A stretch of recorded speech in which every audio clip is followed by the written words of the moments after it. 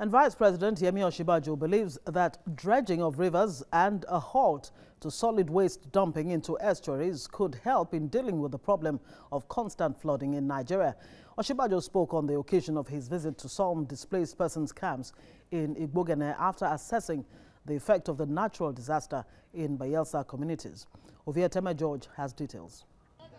When flood waters ravaged Bayelsa in 2012, then President Goodluck Jonathan was one of the visitors to the state. 6 years later, the natural hazard torments the state, wreaking havoc in communities and chasing the people to higher grounds, prompting the visit of Vice President Osinbajo to internally displaced persons camps in Igbogene. We have about 13 IDP camps.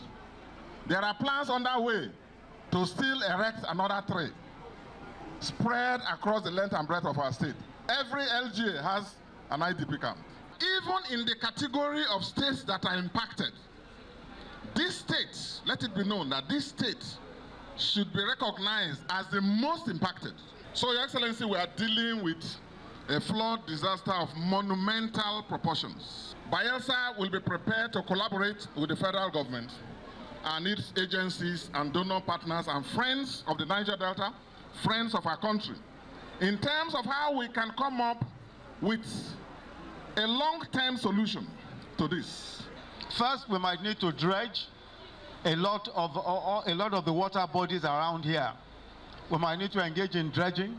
Then we must also stop a situation where solid waste is dumped into estuaries, solid waste is dumped into water bodies, because that also affects the situation.